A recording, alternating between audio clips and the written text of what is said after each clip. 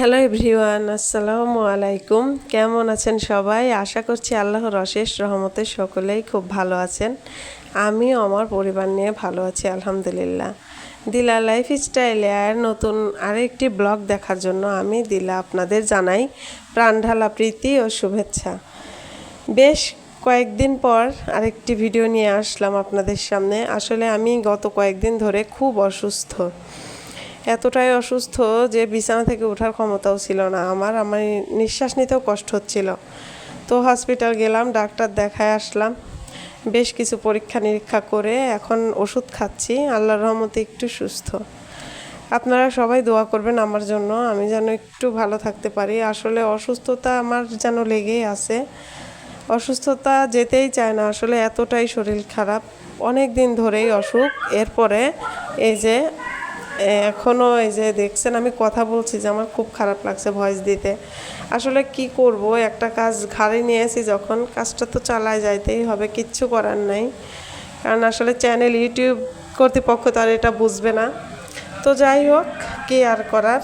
এই যে দেখছেন সুস্থ শরীর, কিছুই খেতে মন চাচ্ছিল না, তাই আর কি ভাবলাম একটু গোশ রান্না করে নিয়ে আর একটু রুটি বানিয়ে নিই। তো এই যে রুটির সাথে গোশটাই রান্না করে নিলাম। এটা হচ্ছে রাতের ভিডিও, গতকালকে রাতের ভিডিও ছিল। আসলে তেমন কিছুই করতে পারি নাই, কোনো ভিডিওই করতে পারছি না কিছুদিন ধরে। এই যে দেখুন রাতের খাওয়া দাওয়া করলাম। এই যে ওষুধ, এত ওষুধ দিছে যা বলার মতো না। আমি ছোটোবেলা থেকেই ওষুধে খুব ভয় পাই, এটা আমার কাছের যারা তারা ভালো করেই জানে। তবুও এই যে সেই ওষুধই দেখেন আমার পিছ ছাড়ে না। তো কিচ্ছু করার নাই। যাই হোক, আমার প্রিয় আপু ভাইয়েরা প্লিজ একটু দোয়া করেন আমার জন্য, আমি যেন সুস্থ হয়ে উঠতে পারি। এই ওষুধ আর যন্ত্রণা আর আমার ভালো লাগছে না। এই যে যাই হোক, সকালবেলা নাস্তা করে এই যে আপনাদের ভাইয়া কিছু বাজার এনে রেখেছিল রাতেই, সেই সবজিগুলো আর কি গুছিয়ে নিচ্ছি। কাজ করতে মন চায় না, তবুও করতে হয়, একার সংসার, কিচ্ছু করার নাই। সাহায্য করার মতো তো কেউ নাই। এই যে দেখছেন সবজিগুলাই আমি গুছিয়ে রেখে, রান্নাঘরের এমন অবস্থা না দেখলে আর কি মানে বলে বোঝানোর মতো না। এত ময়লা আর এত নোংরা হয়ে গেছে চারপাশ, এই 4-5 দিন হাত দিতে পারিনি বলে। তো ভালোও লাগছিল না শরীরের মধ্যে, আবার এগুলো পরিষ্কার না করলেও না, কেমন লাগছিল নিজের কাছে। এই যে আমার মশলা যে সেলফটাতে আমি রাখি, সেই সেলফটা একদম তেল কাস্টে পড়ছে, চুলার পাশেই তো কি অবস্থা হয়ে গেছে তেল কাস্টে পড়ে। তো এই সেলফটা আমি এই যে পরিষ্কার করে নিচ্ছি। ভালো লাগছে না, তবুও তো কাজ করতে হবে। একবার কাজ করছি আর একবার দম নিচ্ছি। আমার ভয়েস দিয়ে দেখেই হয়তো আপনারা বুঝতে পারবেন আমার কতটা শরীর খারাপ।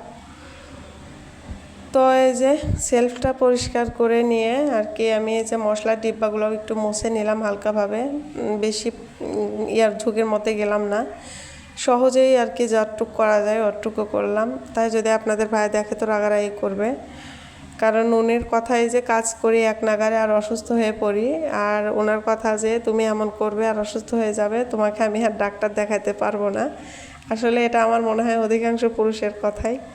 তো যাই হোক, এখন উনি বাসায় নেই, অফিসে গেছে। এই ফাঁকে আমি সকালবেলা, এখন 8:30 বাজে, এই মুহূর্তে আমি কাজগুলো সব শেষ করে নিচ্ছি। আমার ছেলেও রাগারাগি করছে আমার সাথে যে তোমার এখন এগুলো সব করতে হবে কেন, তুমি মাত্র অসুখ থেকে এখনও উঠোই নাই। আসলে কি বলবো আপুরা বলেন, কাজ তো করতে হবে।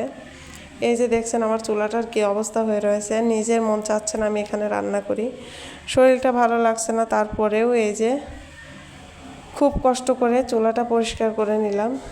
এই মুহূর্তে সে একটা কথাই আপনাদের বলতে চাই, আমার ভিডিওটি এই মুহূর্তে যারা ক্লিক করেছেন প্লিজ আমার আপু ভাইয়েরা আমার ভিডিওটিতে লাইক দিয়ে একটি কন্টিনিউ করবেন। আর আমার চ্যানেলটি যদি ভালো লেগে থাকে তো প্লিজ, আমার ভুল হয়ে গেছে কথা, প্লিজ ক্ষমা সুন্দর দৃষ্টিতে দেখেন। আমার ভিডিওগুলো যদি ভালো লেগে থাকে তো আমার চ্যানেলটি সাবস্ক্রাইব করে আমার পাশে থেকে যেতে পারেন। আর এই ধরনের ভিডিও পেতে আমার চ্যানেলটি সাবস্ক্রাইব করে পাশে থাকা বেল আইকনটি প্রেস করে দিন, যাতে করে নতুন কোনো ভিডিও আপলোড করলে তা আপনাদের কাছে নোটিফিকেশন আকারে পৌঁছে যায়, আর আপনারা আপনাদের মূল্যবান সময় সুযোগ করে ভিডিওটি দেখে নিতে পারেন। তো যাই হোক, এই যে দেখছেন আজ আর বেশি কিছুই করলাম না, চুলাটা শুধু পরিষ্কার করে নিলাম আর আমার সেলফটা একটু পরিষ্কার করে নিছি, একটু রান্না বান্না করে নিলাম সহজেই, সেটা আর দেখাই নাই, অফ ক্যামেরাতে রেখে দিলাম। আসলে খুব খারাপ লাগছিল। তো কাজ তো না করলেও না, কাজ তো করতেই হবে, যতই খারাপ লাগুক, এটাই আমাদের মতো মেয়েদের জীবন। মা বেশ কয়েকদিন ধরে বলছে যে বাড়িতে আসো বাড়িতে আসো, আসলে বাড়িতেও যেতে পারছি না, বুঝতেই তো পারেন একা সংসার, এদিকেও আবার কে সামলাবে, আপনাদের ভাইয়ের অফিস আছে, ছেলের স্কুল আছে। তো এইসব দিক রেখে মাথায় রেখে আর কি, তাই আর বাড়িতে যাওয়ার সিদ্ধান্তটা ক্যান্সেল করে দিতে হয়েছে। এখানেই আর কি এভাবে রয়ে গেছি। তো প্লিজ সবাই দোয়া করবেন আমার জন্য, আর আমিও দোয়া করি মনে প্রাণে আপনাদের জন্য। আপনারাও ভালো থাকেন, সুস্থ থাকেন। তো বন্ধুরা, দেখা হবে নেক্সট ভিডিওতে, সে পর্যন্ত ভালো থাকবেন। আল্লাহ হাফেজ।